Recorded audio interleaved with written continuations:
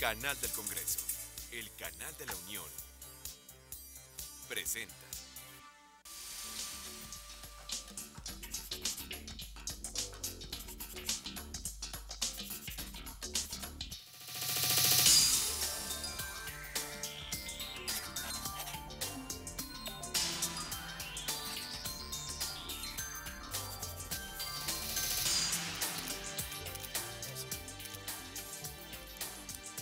Aquí andamos como todas las semanas, gracias que nos acompaña. Estamos en nuestra mesa de diálogo, ya lo sabe, a través del canal del Congreso.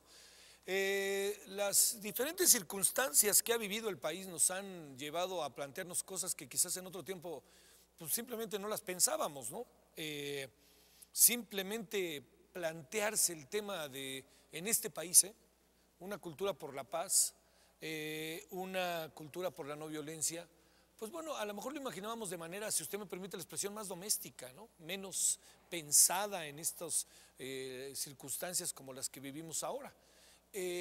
Yo creo que es un proceso estructural para un país el plantearnos el asunto de esta manera, de esta naturaleza. Hoy vamos a hablar de una comisión que estaremos viendo si ya se construyó, si se está construyendo, pero que es muy importante en función de estas dos variables, paz y no violencia.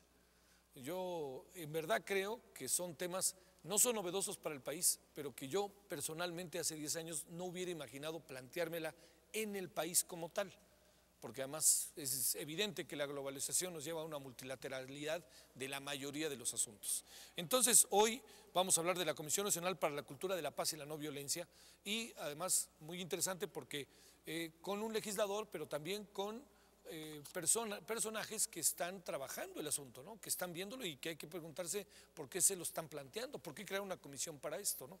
Bueno, está con nosotros el diputado Jorge Humberto López Portillo Basabe. Él es diputado por el PRI y además pues es de nuestros diputados en el exterior, ¿no, Jorge?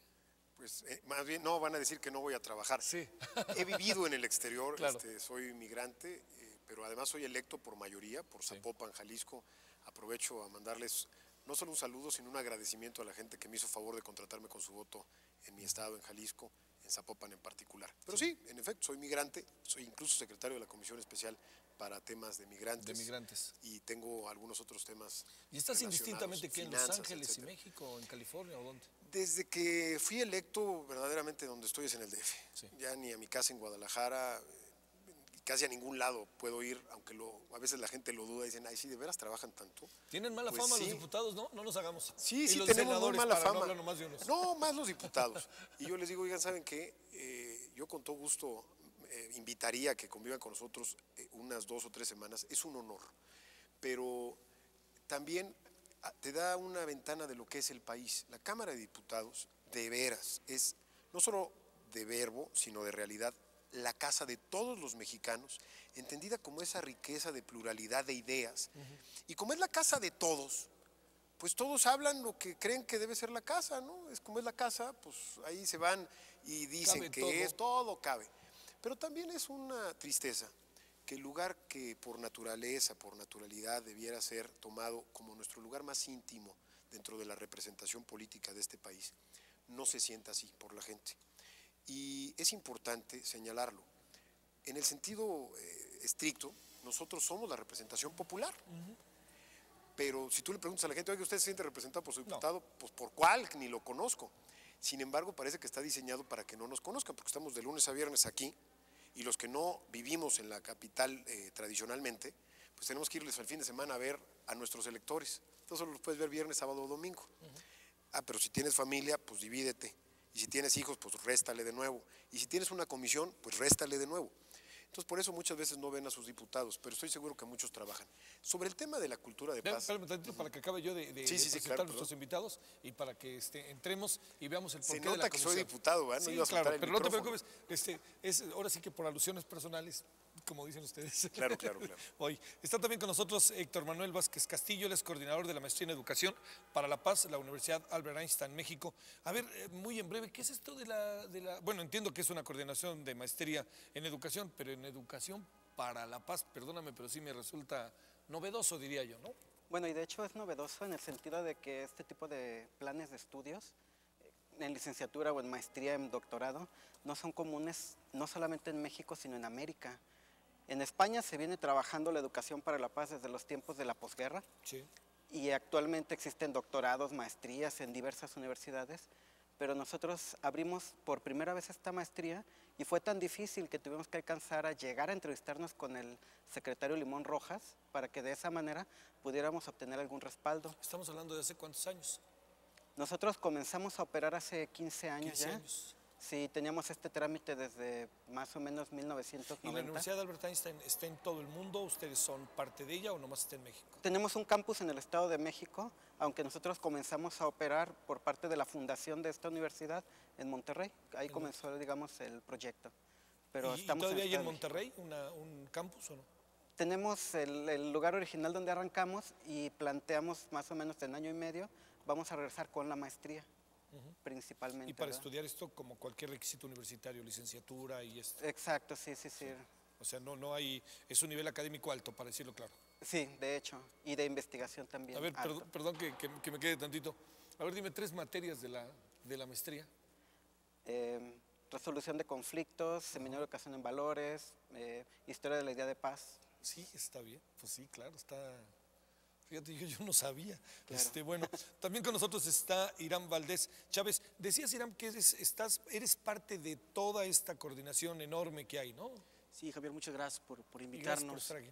Somos varias organizaciones en el país que hemos tejido esta red. Tenemos prácticamente ya un año. Pero efectivamente, al igual del trabajo que ha realizado la universidad, tenemos 15 años trabajando en el tema directamente en la sociedad, en las escuelas. ¿Y es una coordinación o qué? Hicimos una coordinación porque los trabajos están aislados por parte de nosotros, cada quien en nuestras ciudades, y decidimos crear este consejo para darle impulso a este tipo de proyectos y bueno, va encaminado a ese enfoque, ¿no? A fortalecer la educación para la paz en nuestro país, sobre todo, ¿no? Convertirla en política pública. Bueno, y adelantito hablaremos de por qué plantearnos la paz, ¿no? O sea, yo no me lo hubiera imaginado otro tiempo. Y Luis de la Teja Aguilar, él es coordinador del Consejo Nacional de Cultura, de la Cultura por la Paz o de Paz. Cultura de paz. De paz. ¿Y eso Y en no qué violencia. consiste exactamente, Luis? La cultura de paz. Sí, todo el consejo, ¿qué hace? El consejo lo que hace es aglutinar desde las diferentes voces de especialistas académicos para hacer de la paz un modo de convivencia donde cohabiten diferentes formas de expresión. Sí. En México tenemos una cultura machista, una cultura de la imposición tradicionalmente. Autoritaria. Y autoritaria desde luego. Y la cultura de paz tiene que ser una reinserción. Tenemos que volver otra vez a resetear nuestra cultura de imposición por una cultura de la tolerancia, del diálogo. Y desde luego el tema de la cultura de paz en Estados Unidos, yo soy vocero de este movimiento en la Unión Americana, tiene la particularidad de asumir la paz desde la responsabilidad social compartida.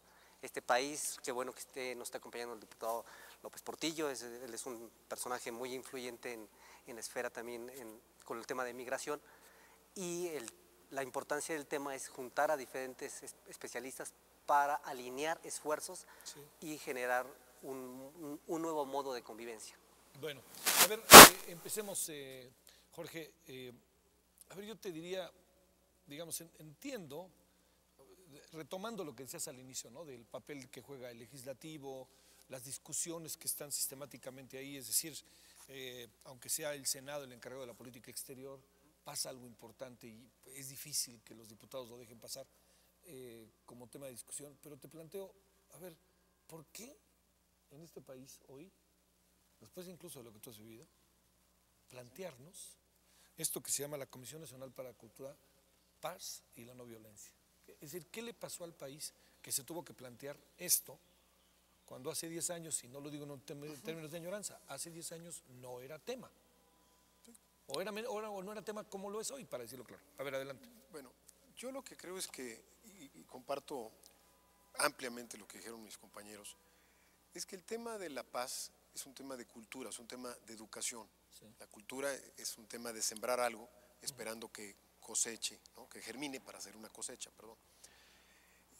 Si nosotros tomamos en cuenta que nuestro país hoy en día, tristemente, sin buscar responsables, que a todos nosotros mismos somos responsables de lo que está pasando, todos en alguna medida somos responsables. Nos podemos explicar perfectamente que si todos somos parte del problema, debemos entonces buscar todos contribuir en mayor medida a la solución. Entonces la Cámara de Diputados no puede ser ajena, como representación de esta pluralidad que es el país, a abonar a ese tipo de solución, a una cultura, a una educación de paz, a una educación que te permita respetarte a ti mismo, entenderte limitado, pero además en esa valoración propia, como decía hasta el Principito, ¿te acuerdas? En el libro del Principito, en esa valoración reconocer tus virtudes y entonces tus limitantes, reconociéndole también al de enfrente en consecuencia sus virtudes y sus limitantes, con un respeto, y eso nos va a dar la tolerancia, un autoconocimiento y entonces en reflejo un conocimiento de las virtudes ajenas. Por eso es que nos la tenemos que plantear. ¿Por qué planteárnosla ahorita? Bueno, no debe ser solo de la coyuntura del tremendo caos que estamos viviendo en materia de inseguridad. No solo es eso, no solo es que en este momento sí pega cuando estás en un estado con tal cantidad de violencia, no, es un tema permanente para no llegar a esa violencia o para regresar a la paz, pero para no haber llegado desde un principio, prevenir. Es increíble, cuando vivía yo en Estados Unidos, hace 4 años casi no voy prácticamente, cuando yo vivía en Estados Unidos me decían, es que los americanos buscan a mujeres mexicanas porque son buenas mamás, porque son buenas esposas, porque enseñan buenos valores. Fíjate. Yo no sé si se mantenga esa idea. O sea, buscaban a las madres de sus hijos para que les enseñaran cultura de paz, cultura de amor, cultura de familia. Creo que esa es una muy buena referencia de lo que se percibía antes en el mundo sobre nuestro país y que fuimos perdiendo poco a poco. Y quisiera dar mi punto de vista en dónde lo empezamos a perder. Y tiene también mucho que ver con lo que pasa en la opinión pública con respecto a la Cámara, pero no solo en cuanto a la Cámara. Nosotros empezamos no solo a tolerar que se hablara mal de nosotros mismos, que se hablara mal del país, que se hablara mal de los mexicanos, sino que empezamos a creérnosla y empezamos a repetir ese mensaje. Empezamos a hablar mal de nosotros mismos, sin aceptar que el hablar mal, por ejemplo, de la policía, era hablar mal de algún amigo o del hijo o del papá de algún amigo, y hablar mal así en general de la policía, no en particular, sino en general. Empezamos a hablar mal de la policía y empezamos a hablar mal de los políticos. ¿Y qué creen? También empezamos a hablar mal de los empresarios y poco a poco también de los trabajadores y poco a poco, con todo respeto, de los comunicadores sociales. Resulta que ya nadie se salvaba. Todos hablábamos mal y hablamos mal de todos. No dejábamos títere con cabeza, como se dice. ¿Qué pasó? Que tenemos una generación, o dos tal vez, de niños que crecieron escuchando que todos eran malos.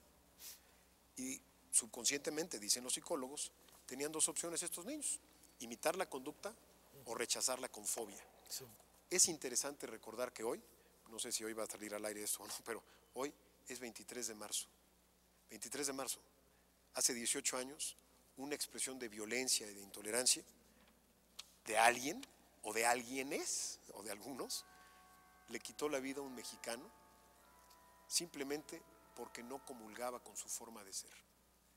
Y al quitarle la vida puso un ejemplo, muy malo por cierto, pero puso un ejemplo. Si no estoy de acuerdo contigo, te puedo matar y tal vez quede impune lo que hicimos. Tal vez. Tal vez porque hay una persona convicta en la cárcel, ¿no? Pero lo triste es que hay un alto de dejo impunidad. de impunidad. Pero no solo es eso.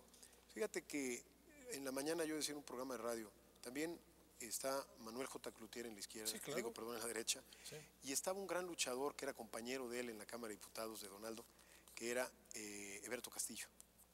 Fíjate cómo 3 personas de distintos partidos, distintas ideologías, podían coincidir en algo: la autocrítica.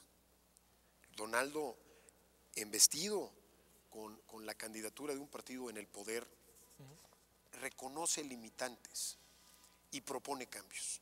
Eso es importantísimo en una cultura de paz, creo yo.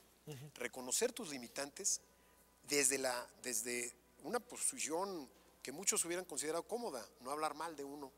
No hablaba mal, reconocía limitantes y proponía cambios. Creo que esa es la cultura de paz. Habría que vernos, sobre todo ustedes que están de alguna otra manera también en áreas académicas, ¿no? Que es esto que planteas, Jorge, es muy interesante.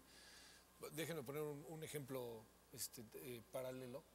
El otro día leí que alguien le hacía una crítica al Chicharito Hernández, que porque todos los goles que metía, los metía dentro del área.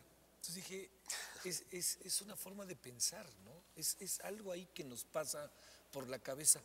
¿Cómo nos vemos a nosotros mismos como para poder ser partícipes de un proceso de cultura por la paz, de la cultura por la no violencia? Porque finalmente diré algo muy obvio, pero hay que repetirlo. ¿De dónde empezamos nosotros? Déjame tomar lo que dice el diputado.